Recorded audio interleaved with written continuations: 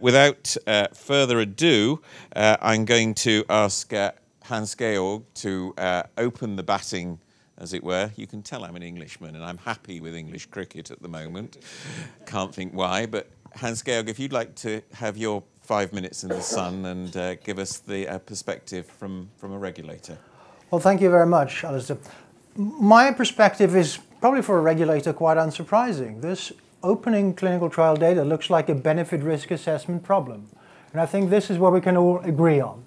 If we open up clinical trial data tomorrow, there will be benefits and there will be risks. And to us, the art and science of this is like a drug. How can you maximize the benefits while minimizing the risks? And I cannot now, in the shortness of 5 minutes, present our draft policy. You have that on the website. I think many of you may have seen it. We like to believe that we have tried exactly that, maximize the benefits and minimize the risks. And by the way, the one thing only that I disagree with Richard is we're not putting raw data into a cloud. We have a measured, controlled approach about that, but we can discuss the details. So what are the benefits that we see? Very clearly, and that may come as a surprise to some of you, I would see the major beneficiary of an open trial policy to be the pharmaceutical research-based industry, because it will make pharmaceutical research a lot more efficient than it is today. And that very much echoes what Richard has just said. Number two, it will spawn a number of new research questions that we don't even think of today. How can we better profile patients to get them to the right therapies? How can we better develop, based on retrospective big data, biomarkers?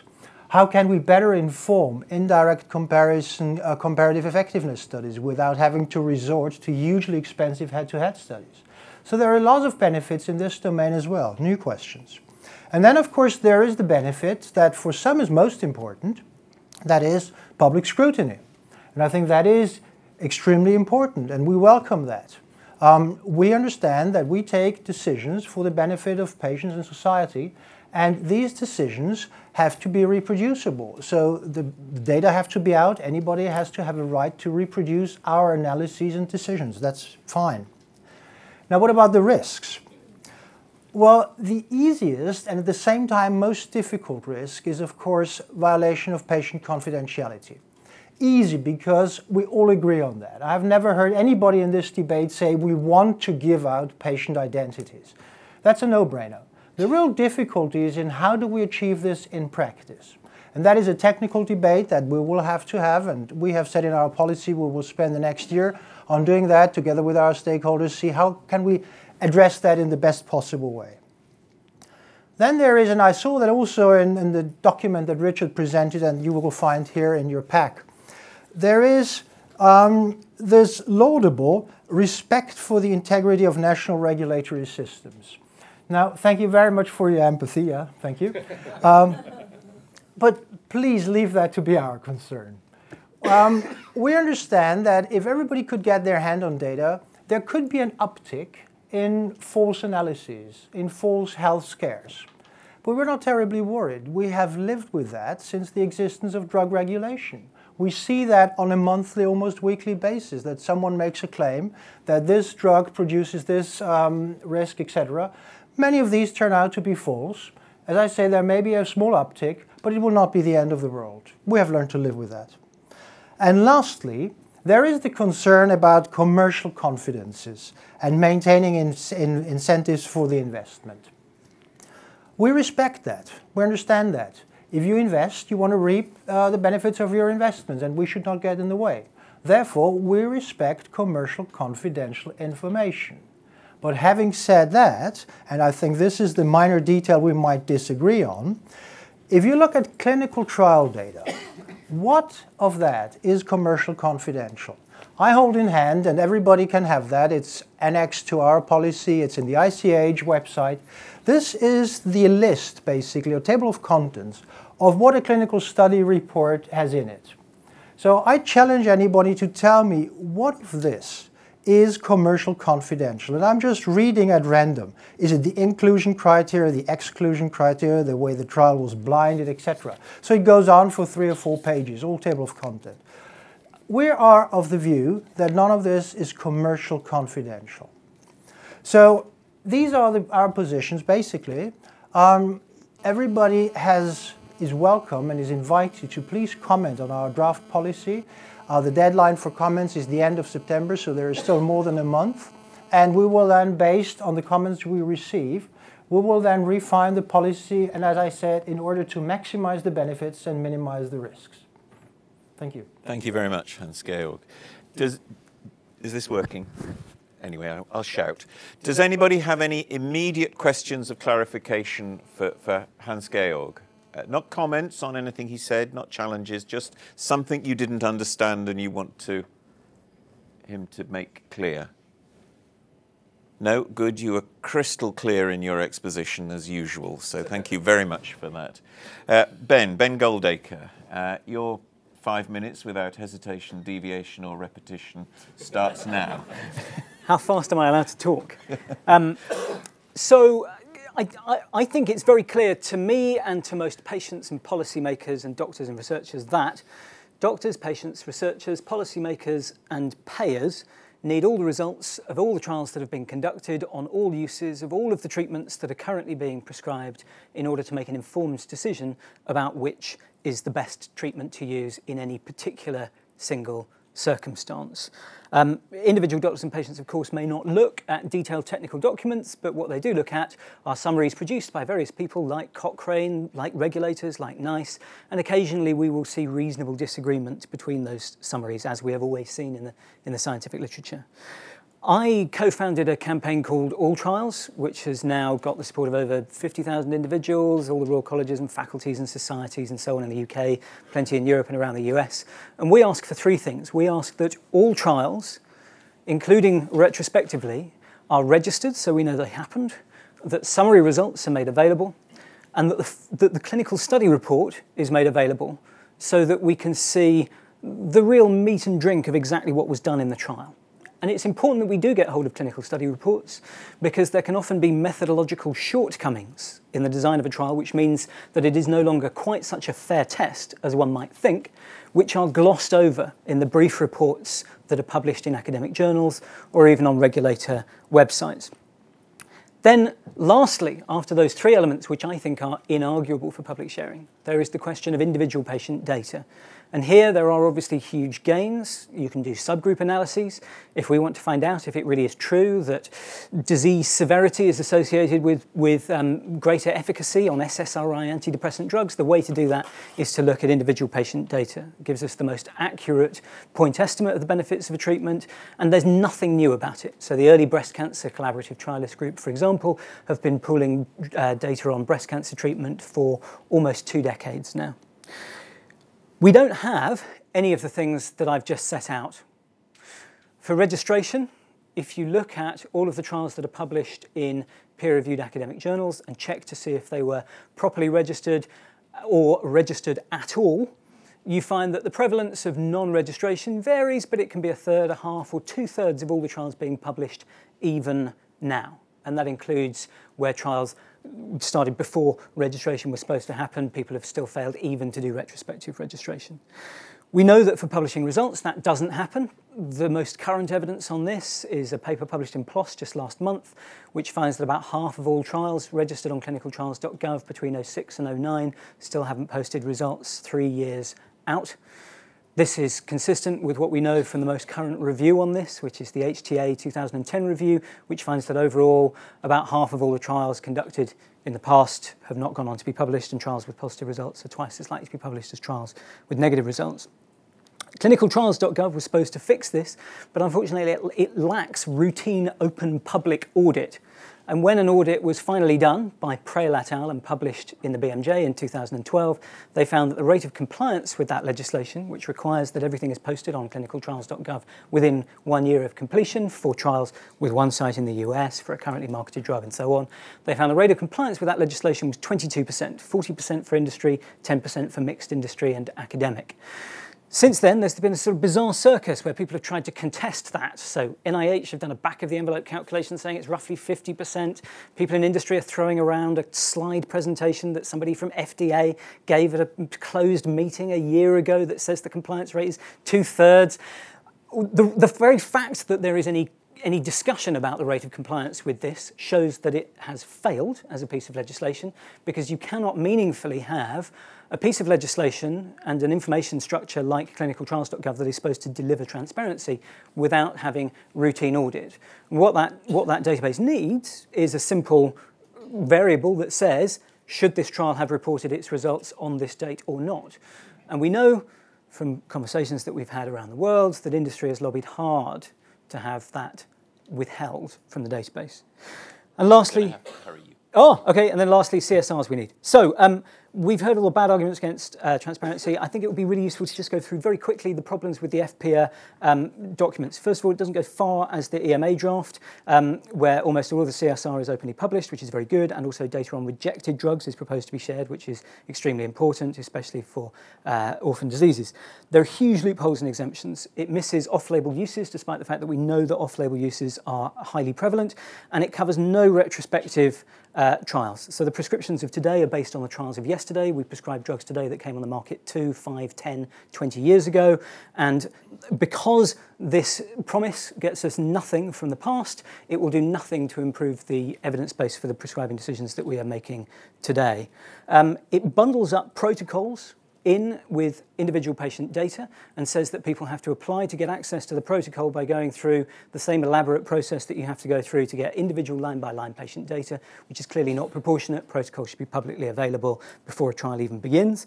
The panels described as independent are not independent. They're only required to be non-employees, but they can still be people with close contacts with the company. There's no routine public audit of requests and correspondence. We need to be able to see the paper trail. Who asked to get access to IPD, who rejected them, what were their reasons for rejecting it, and that's an extremely important part of any serious mechanism for getting access to this stuff. And lastly, they demand that people doing secondary analyses of trial data share their statistics analysis plan in advance. I fully agree with that, but I think we have to apply that same high standard to people doing analysis on their own data. I think industry need to share their statistical analysis plans in advance, because the risk of people doing data dredging on their own trial data is exactly the same as the risk of people doing data dredging on other people's trial data. Thanks very much, Ben. Any questions for clarification for Ben? No? Great. Okay, well, Susanna, you've heard from the regulators, you've heard from industry, you've heard from the academic community. I mean, one thing that's been missing perhaps from this debate is the views of patients and families. I mean, from your perspective, from the European Patients Forum, how do you see the discussion about the use of clinical trials data, taking account of those perspectives? Thank you, Alastair. Yes, obviously the mic is on. First of all, from the patient movement, we are delighted that patients are increasingly becoming active participants in their own care. That's almost a no-brainer already. But more and more patient involvement is also recognized as a vital element to ensure the future high quality and sustainability of the healthcare systems, despite the economic crisis. But in order to be able to implement patient-centered care and empower patients to make fully informed decisions in partnership with their health professionals, it's vital that both clinicians and patients have access to all relevant information needed to make those decisions. We already heard that estimated half of the clinical trials that have been conducted have never been published. And in fact, those with the positive results are twice as likely to be published. And since the very beginning of EPF involvement in the clinical trials debate and the directive, we have been calling for publication of the all trials information in a timely manner and regardless of the outcomes. Obviously, for patients and carers, the most important thing is usually access to results of the clinical trials, but that means that the main conclusions of the trials should be in a simple and understandable language rather than the raw data as such.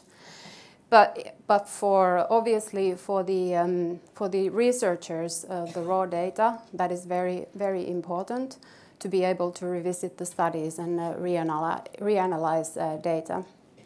But it can also be in the interest of patient associations too to access detailed data. In fact, all the arguments that we have heard for data sharing, they are very, very compelling. But one has been missing from this. In fact, it's a kind of a moral imperative and demonstration of respect for the trial participants who volunteer, and they are the ones who are taking risks in trials.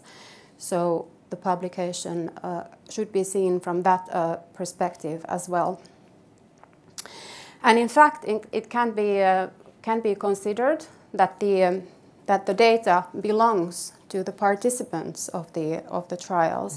It's their property, and by extension of that, for the wider society as well. And they cannot be, from this perspective, just owned by commercial entities or academics. Wider sharing of data can be seen to lead to significant benefits. And for example, limited resources that we all are talking about, they would be used more effectively. And there would be no duplication of research, which in fact is by definition unethical. There were a lot of talk already about how to best share the clinical data, and we also see that as a complex question, which really requires reflection between all the stakeholders. And we are obviously, and the whole patient community is totally committed to be part of that. And we are actually currently discussing with our membership what their views are on how to best share the data.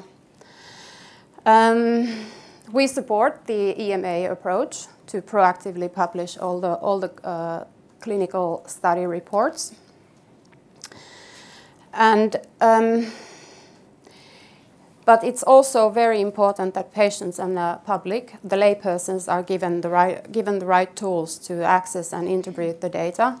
The CRC, it's a complex document.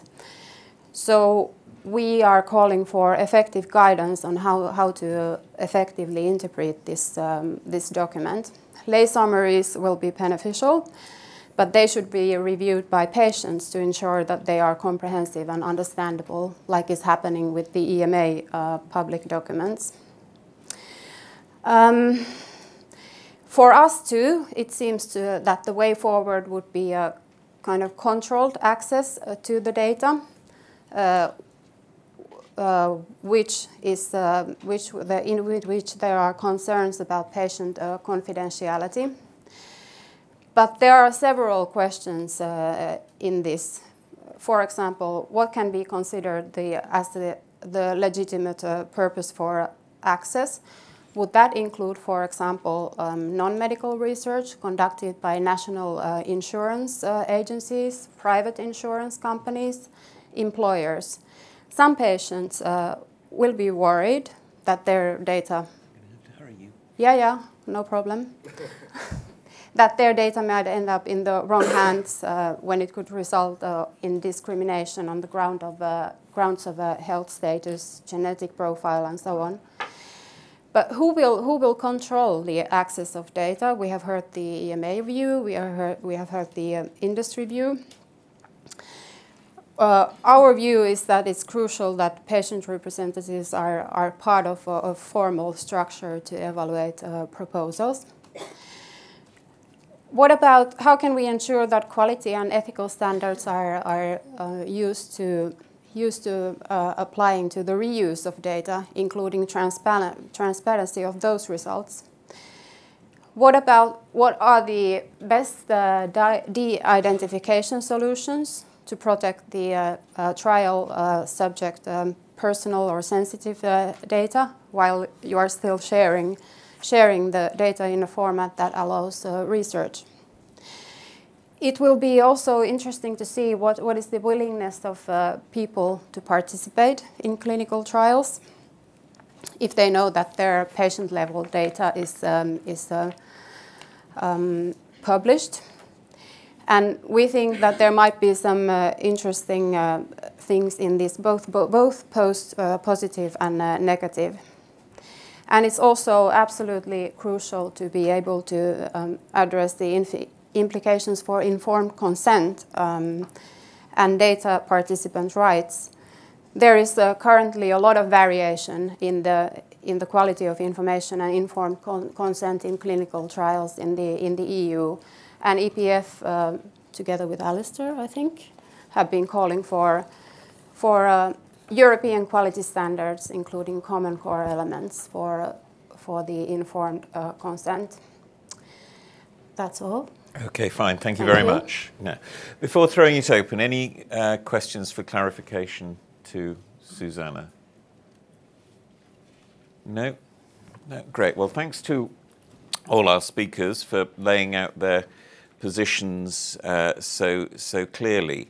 Now, clearly, there is no simple answer to the issues. If there was, I suspect we'd have found it a long time ago, and we wouldn't be spending an August afternoon discussing it here in Brussels. But, I mean, ultimately, just to start the ball rolling, Hans-Georg, isn't it all the regulators' fault? I mean, if you asked for the data that people like Ben are calling for, then wouldn't it be possible to do the reanalysis, the clarification that people are seeking for? Shouldn't you be more thorough in your approach to specifying the requirements that go into the marketing authorization application that would allow Ben and people like him to analyze the data? Well, it's always the regulators' fault. Of course. Yeah, we know that. But start the ball rolling with an easy target. Yeah, no, but aside from that, no. Why would it be our fault? We have a responsibility to do the best possible job to assess the benefits risk and to act in the interest of patients and society. Now, that has nothing to do with the benefits of open data that I described earlier. The first is to promote research in future. And I don't see how that would be the regulator's task. But even if you come to that openness, and I think that is what you are addressing, if we did the best possible job in the world, why would there need to be anybody else to second guess us? Is that what you're aiming at? In an ideal world, if we were all superhumans, maybe that would be the case. We are the first to concede that we're humans. We say we get it right in the vast majority of times. But there may be cases where some outsider may say, did you perhaps overlook this? Or if you look at it differently, and you would say, fine, you have a point. That has happened in the past, that will happen in the future. We're wide open to that, and I don't see why that would be the regulator's fault, no. Okay. Yeah, Richard. Yes, but I think, Hans-Georg, we can acknowledge that for decades, we had a drug development model which was not very transparent, right? I used to work, before I went into policy, I worked in drug development. And, all our teams are focused on one thing, to get an approval. We go to the FDA, we go to the EMA, we get challenged all the time. We can't do any data dredging, I tell you. We pre-specified subgroups, all these things. And that has been our world, is that, EMA, FDA controls us. And basically, then all you need to do, Ben, is to hear about it from Hans-Georg, and you should be okay. Now we acknowledge that that's not enough. This is a new era, and maybe we've come slow to this debate, both the regulators and the industry. We're doing this now. We're opening this up, sharing much more information. This commitment is about doing that big time. So I think we don't have to be defensive in any way. Maybe us saying that maybe we could have done this a year ago or 2 years ago, but nevertheless, it's not too late, I think. We need to make sure, Ben, that, and we're ready to be held to account, to make sure that it won't be that complicated for you to get to see that protocol and that statistical plan, okay? You shouldn't have to go through all these review committees just because you want a document. So we're ready to listen and to make sure that the processes are manageable. And of course, it will be much more complicated if you want big data files. We have to have a discussion with you about the formats and everything. But we're ready to listen and to make sure that we have a process which is workable. Ben, you want to? I just think it's important to be clear that it's not new that people have wanted to have knowledge and understanding of which treatments work and which treatments work best. Medicine is not practiced solely on the binary output of the EMA. There are many, many drugs that are currently on the market that you'd have to be completely mad to prescribe. Just because something is approved doesn't mean you would want to use it. And that's why doctors and patients and researchers and payers and policymakers and everybody else need access to all that information, and always have done, especially actually for doing work on cost-benefit analysis and also comparative effectiveness. But I think the real concern here is on the details. And I'm pleased to hear that you're willing to consider, for example, releasing protocols and statistical analysis plans without having to go to the independent panels.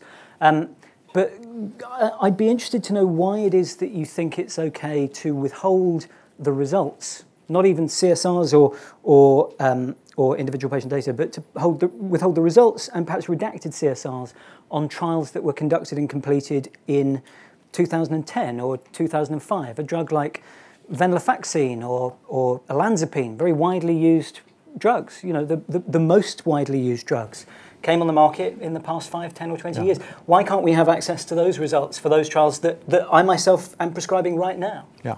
So these principles is the baseline.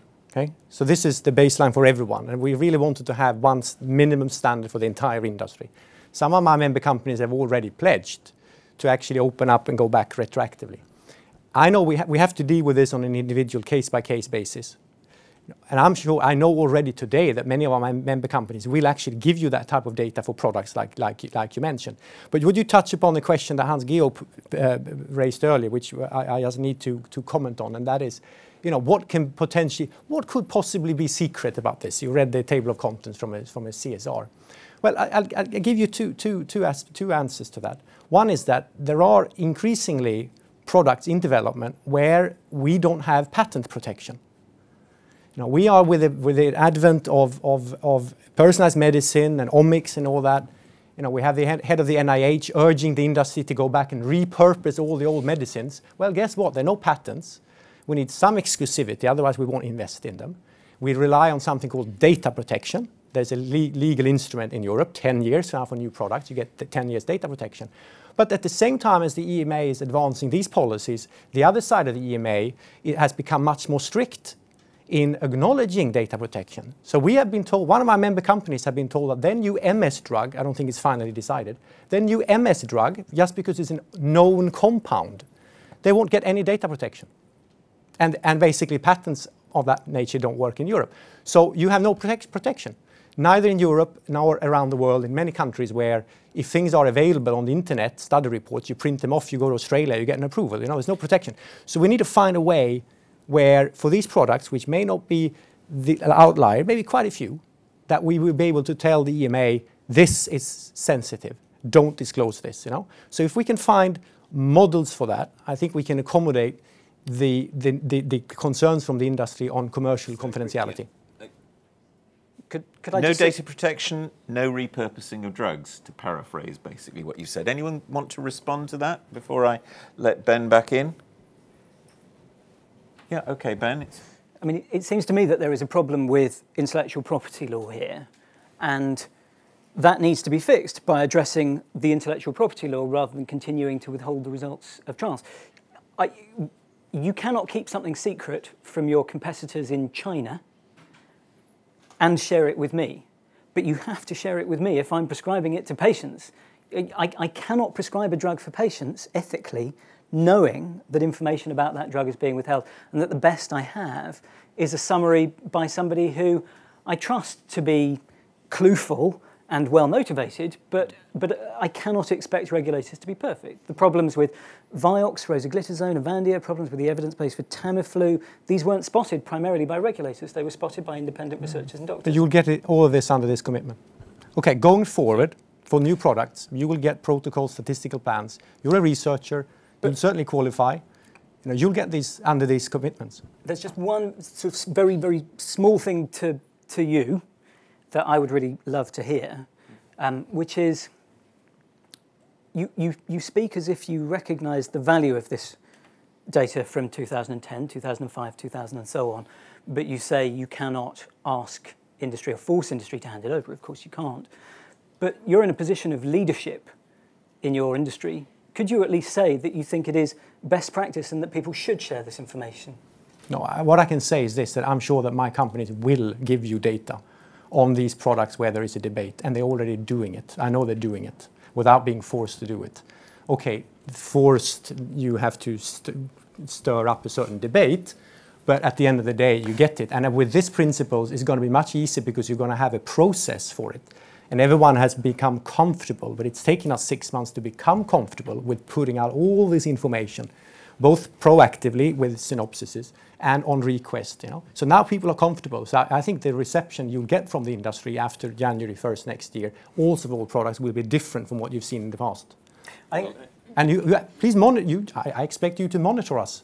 Well, but better than that, I think industry needs to put in simple, clear information architecture that facilitates routine open audit.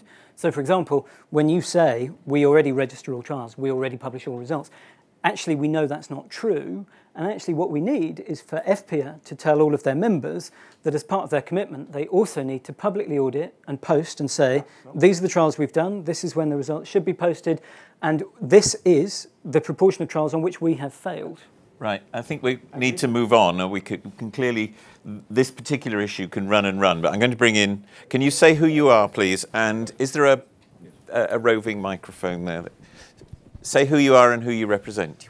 My name is Jim Murray. I represent myself on the blog called Open Medicine EU, which I write. I wanted particularly to deal with this question of trade secrets and so on, because first, what's proposed by the industry, I'm sure it's well meant, but in the end of the day, it will actually mean a great deal will depend on which company, which medicine, which set of circumstances, and it will not bring us anything like open science in this area. And I really wanted to ask is why, you half answered it, I think, Mr. Bergström, why the industry was so much opposed to what the EMA proposed as to take them to court. As you know, companies have taken the EMA to court to block the publication of information, not to block the policy. And I understand that it has been reported that their action is supported by EFPIA and by the US Pharma Association. What's the problem? EMA wanted slightly, Alastair, going against what you said at the beginning, something which, at least in this respect, had the merit of simplicity. Publish after authorization, publish at least the CSR, we won't go further than that just at the moment, and that's it, it's clear, we know where we stand. What's the problem? The problem is that we think that the companies are the best to judge whether that particular product has a problem with data protection, or whether the competitive situation is such that you don't want your competitor to see how you were arguing or how you were designing your study. And we think that that's core of this. This is the core of our business model, is that you must have the right to say that we don't want this to be put on the web. That's in the cloud, Hans-Georg. I take your point that maybe the raw data you will try and put in some secure environment, but all CSRs, study reports, as they are, unfiltered, unchanged, on the web for everyone to see, is going to only benefit basically competitors, is going to benefit other regions of the world that aspire to have an industry of a strategic nature like ours. Rather, we would like to see a model where researchers and payer groups and others that have legitimate requests, they will get the full reports. They will get everything they want. But we don't want to give it to the competitors or uncontrolled on the internet. And we need to find, and this will be in our response to the consultation, as you can imagine, Hans-Georg, that we want to see a serious process in which where the company's commercial interests are looked after. And that's why we have to take this to the courts. And we will continue to argue this case. This is extremely important for us. So companies are best positioned to be judge and jury as to who should access their on data. Commercially and sensitive issues, yes. And companies decide what is commercially sensitive. Yes. Yeah. Do you think that's... Yep, there's a hand gone up at the back there. So, yep. We have the microphone over there. And please, can you say who you are and if you are representing an organisation? Yeah, Laura Batchelor from FIPRA International. It's going to the heart of just what we're talking to here, my question. And it's regarding the competitiveness aspect, which Richard has raised, and regarding China. I mean, what are the implications? Has the EMA done an impact assessment? Because this is really a broad policy change. And of course, if the Commission produces policy, they have to do an impact assessment. And I just wonder how far it's been thought through as to what the implications will be when you have, companies, generic companies, for example, in Bangladesh, where the IPR legislation, which we talked about, the bar is very low. It seems to me that's one aspect which I'd be very interested to understand, the depth in which that's been reflected upon. And also, I think there's a trade secrets directive, which I wonder whether there's been reflection and consideration about whether this actually will conflict with that directive, which I think is under review as well. So Hans-Georg, have you done an impact assessment? Yeah, first of all, let me start with a disclaimer. I'm not a lawyer, so I'm not the right man to ask the final points of the legal issues. What we hear is intellectual property, data protection, and then sharing data. And what I learned from our lawyers, wait a minute, these are totally different things. We have data protection. That doesn't mean that you cannot have the data. Everybody knows that. So colleagues, let's please not confuse deliberately or inadvertently the issues. The next thing is, we've heard this for a long time, that if we let out this information here, then we will abet certain practices in other jurisdictions. Now, can I ask colleagues in the room, which jurisdiction around the globe, except the US FDA, requires patient-level data? The number is 0. So we're not changing anything at all with that. The FDA have them. They will not violate rights. And all the others wouldn't do what to do with them. So nothing will change. If we had a very open and comprehensive EPA, and for those who don't know what that is, we produce a European Public Assessment Report that should have all the details that are here in a shortened version. So if you open the EPA, you should say that the pivotal study was study number XYZ. This was a double-blind, placebo-controlled with 5,100 patients. So all that information that is in here should already be in the EPA anyway. So what we hear from a number of jurisdictions, if they came with the EPA, that is just as good. So what we say is that if we publish that, it will not make much of a difference. We had, by the way, because Australia always came up, and we were wondering. So we had evening-long, no, it was morning, it was for evening for them, we had long teleconferences with their legal department. And they said, no, we don't see that as an issue. We told them exactly that. They have our policy draft and all that. I said, no, provided you do this or that, it will not be an issue for us. So I'd love to hear what the real impact is. But in our assessment, we couldn't come up with one. It's because you've asked the question whether it happened in the past. The Australian legislation is very clear. If you come with a full study report printed off the internet, you're qualified for applying. Sorry, may I answer to that? No. We will not come with a full report of the dossier. The entire CSC information will not be made open. We will blacken out. If anything is CSC in here, we're happy to do it. We've said that all along. And the Australians have said, okay, if that piece is missing, then you put out the nail and the whole thing falls apart. But didn't you just say before that there wasn't anything CCI in that document? Sorry, we have in there a number of coded, if you look at the footnotes, where we say this could be CCI. I probably wasn't clear enough. Apologies. As long as there's an acknowledgement that there will be things taken out of the CSRs, we have something to discuss. So, Susanna, you want to come in on this? I'm afraid I have a question to Richard as well. You already said that a lot of clinical trial data can be accessed already today on request. But for the benefit of the discussion here today and further on, it would be interesting to know something about how many requests nowadays companies get, by whom, some kind of idea about that, and what kind of response the companies say, if they refuse, why. I think that kind of information could be quite beneficial for the discussion already. Yeah. That is a very good question. I'm surprised myself that we haven't done the survey yet. Maybe someone from the industry can respond, but I know for sure there are plenty of requests.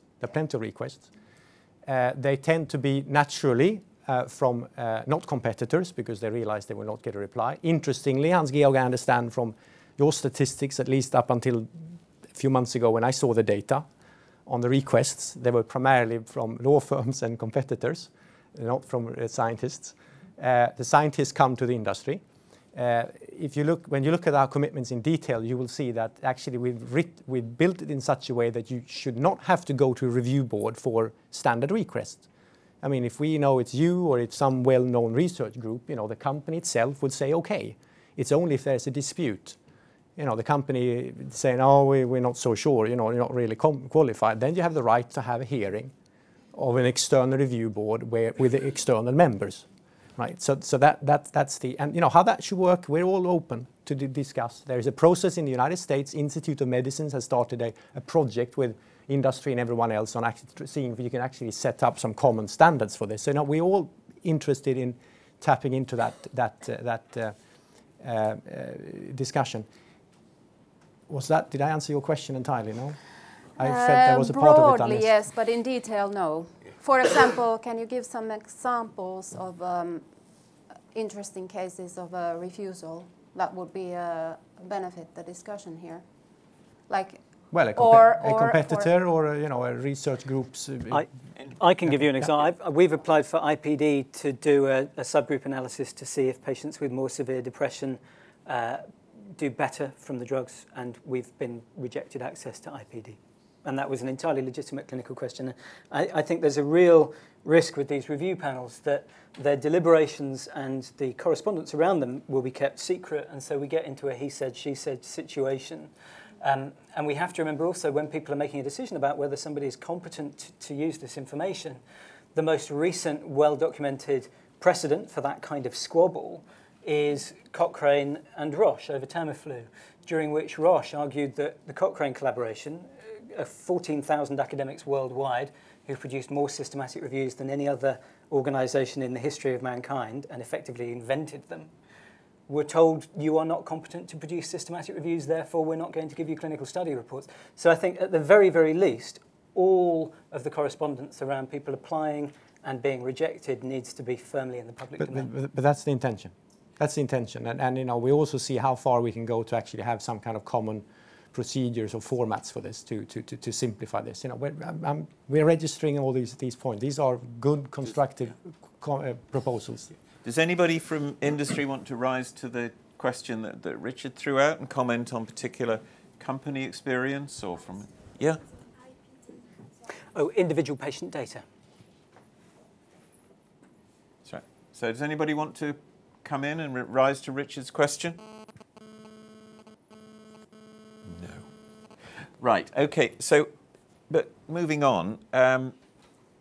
Isn't what you're asking for, Ben, just a counsel of perfection? You say how doctors need to have access to all this data, that there needs to be, a way of making these informed clinical decisions. I mean, does that happen really, or is it just a kind of nice idea that nobody really needs to go along with? They can trust what's comes out of the regulatory process. So there are various things that frighten the public when you give them a clear explanation of how evidence-based medicine works in practice. And information being withheld by industry today is one of them. But actually, the thing that they're most baffled by is that we only invented the very notion of doing systematic reviews in the late 80s. So actually, you could be forgiven for saying, well, industry is slow to catch up, because actually nobody really competently understood the importance of gathering all the results together. It was a real cultural blind spot in medicine. But now industry are lagging behind. They very clearly are lagging behind. They don't understand that medicine is no longer practiced on the basis that you have 2 trials that hit the right p-value. We look at summaries of all the data. We do enormous and elaborate comparative effectiveness research. We do network meta-analyses. And of course there are imperfections, but why allow the very coin to be faked? Because if we don't have access to all the results of all the trials that have been conducted on all of the treatments that we're currently using, then nobody has any possibility of practicing evidence-based medicine. You pull the rug out from underneath the entire project. But I think, Ben, I think when we've debated before, we've met before, I told you I absolutely agree with what you've written in your book and what you say about the need to invest more in data generation in the real world. Right, absolutely. And that's the whole conference we had here with IBM and Wellcome Trust was about that, real world data, you know, for better decision making, both for regulators and for payers and for prescribers. Right? But I don't think you're fair saying that we are ignorant to this, or we are slow. We have engaged on relative effectiveness with this UNETA project. We have now in IMI a project called Get Real. I love the acronym, which is about doing relative effectiveness studies already in phase 3. You know, so I think we are showing that we need. The concern I have is that we can't just add, you know, data generation post-approval big time, hopefully through more automatic data mining and registries, adding that on top of these 2 bigger and bigger and bigger and bigger RCT trials, which maybe is not really answering the right question. So we need to find a rebalancing of the evidence base. But if you talk to a patient with depression and you say, well, it's possible that we could identify a subgroup who would do better on particular drugs, and there's enough data that's already been collected at enormous cost, because the cost of running these trials is millions of dollars. So all this data already exists. The only thing preventing us having access to it and getting an answer for you that would improve your care is willing on the part of industry. The actual costs in the nuts and bolts of them handing over that data are utterly trivial. But you know, we have a project for that. We have a project for that. We have, again in IMI, new meds.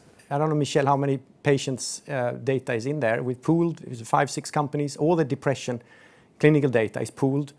And these academics, SMEs and companies are working on that right now. And the fruits of that will be published so that we will know, you know, what is the real nature of this disease. But it's a basic principle that it's shared with everyone. Yeah. So basically on request.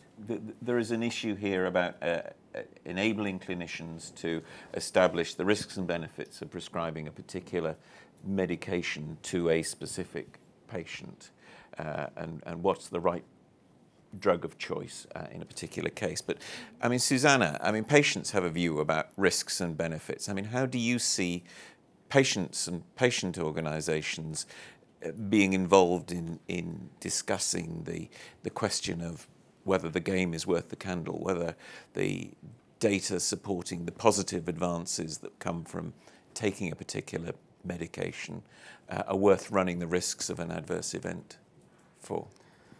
The game is definitely worth the candle because, as you know, Alastair, we have been already for decades we have been discussing and calling for more comprehensive information to patients and access to not only some general information, but we need to, when you are individual patient, you need to get into the nitty-gritty. We can take, for example, patients with rare diseases. They will want to have access actually to the kind of raw data kind of information. Patients definitely have their own view always on the risk and benefit of medicines, and it's not always the same for all patients. I mean, patients may be willing to take much more risk than you can imagine, and that cannot be predefined by any researcher or anybody. You need to ask the patients themselves, and I think. Participants in a clinical study, they would be very much for sharing information as widely as possible if they are really explained how it's going to happen, what are the safeguards, and so on. And that's the next stage, I think, for this discussion, no doubt. Can I raise one issue which haven't been mentioned? There are some journals already who are requiring the release of raw data before they are accepting a publication from a clinical trial. I don't know how widespread is that kind of practices, and is that something that has been looked by the EMA as well? British Medical Journal, for example, is doing that. Well, we're a bit removed from that because that is their policy. So, I mean, we can welcome it or not, but we're in a very different role. I think it's a good move and an interesting move, but it goes far broader because we're only talking about the data that we hold in hand. So it is a different issue. Do you want to comment on journal policy in this area? Yeah. Yeah. Well, there's necessarily a chat about. So Stefan Berkman's Elsevier, I just wanted to say about that we're all for open data when it comes to at least Elsevier, mostly publishers, but we cannot be the ones who enforce actually on the scientists, on the industry to release the data. That's all I wanted to say. I mean, it's not for us to make that decision. Okay, but we're happy to help in any way we can actually for this data to be shared and available. Very quickly, we're running out of time. I think the academic publishing industry failing to take responsibility for policing the literature is actually one of the reasons we're here today. One of the greatest problems is that people switch primary outcomes, for example, in clinical trials when they report them in academic journal articles. And the prevalence of that is a third, a half, 2/3 of publications. And if peer reviewers and editors were better at reviewing protocols and registry entries, that simply wouldn't happen. So I think what characterises this whole debate is everybody failing to accept ownership of the problem, and that's why it's so great to see the EMA moving forwards. Yeah, good. Yeah. Well, at least on the side of the industry now, with this commitment, we're going to make it possible for all medical journals to access all the information if they want for that type of scrutiny, at least from industry. 2014. Which means nothing for medicine for 10 or 15 years. Well, we have to start somewhere. Okay, we'll start with that. And I think, with your help, I think we need to then expand it laterally. So there's not only industry-sponsored research within the EFPIA and PhRMA membership, but it's broader because there's all this academic research out there and other companies doing studies, which are outside of this. I think we would not have anything against, Ben, you made the point before about teeth on registries. That you start a study. Where does it end? When does it end? Top line results. We have nothing against even legislation on that. Retrospectively? Yeah, for the not results. I mean, here we're talking about high-level results and registries, yes. But then you have to ask your question, is it worthwhile to go back? How far back do you want to go in just fixing the registries?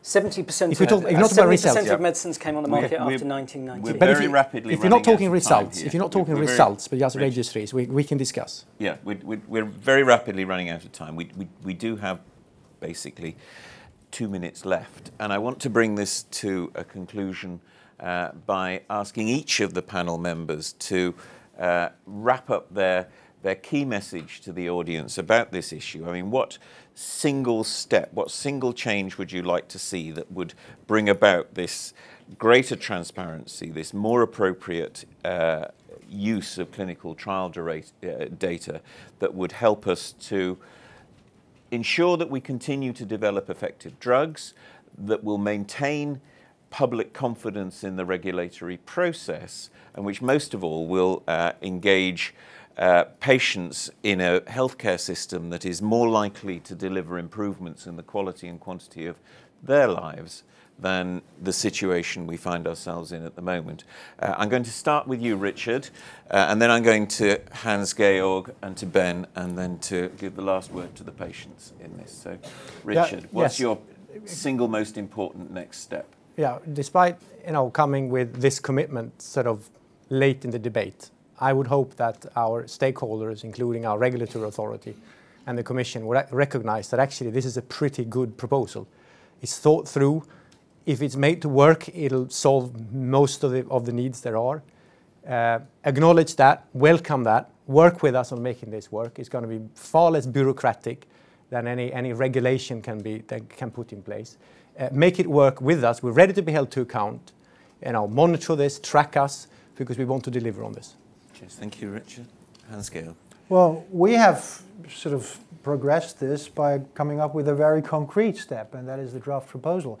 We have made it very clear how we move forward. We hope we will get comments from all of you by the end of next month, and we will then review that. We like to believe that this is a balanced way to achieve all these aims. And if I have a wish for industry, could you please come with a concrete case? Not the usual sort of blurry thing, IP, data protection, data sharing, etc. That doesn't work. With a concrete case, how we would damage the future of drug research. We have no intention to do that because we think the future of drug research is important for public health. We all agree on that. But we don't see how it will happen. We have repeatedly asked for concrete examples. They didn't come forth. Thank you. I think it's impossible to say anything concrete about IPD in one sentence, but the one thing that would fix all of this is retrospective access. So we need access going back, I would say, 2 decades. Having looked at the era of approval for currently prescribed medications, we need to go back 2 decades, and we need for all trials on all uses of all currently prescribed treatments, we need the trials be registered, we need the summary results, and we need an appropriately redacted CSR with IPD removed. And I don't think there's any ethical argument against that, and patients are harmed if we fail to deliver that. Thank you, Susanna. I think from EPF perspective, what I would like to leave you with is that moving forward, patient involvement every step of the way throughout this debate, and developing concrete proposals, that would be a key to us. For example, the transparency is here. It's unquestionable. We are moving forward to a more transparent society, and clinical trials are part of the society. So from here on, we need to be involved in all of the steps. For example, one concrete is what is the best method for data sharing? How would that happen? And what about the privacy? And what are the best methods for de-identification? So we could move forward to concrete topics rather than talking about the principle. So patient involvement. Yeah. Thank you. So some very interesting points come out. I'm not going to attempt to summarize it, but we hear from industry that there's a willingness for change. Question, is it a big enough willingness? Will it go far enough? Ben would like to see us looking backwards as well as forwards, and the regulators want evidence of harm.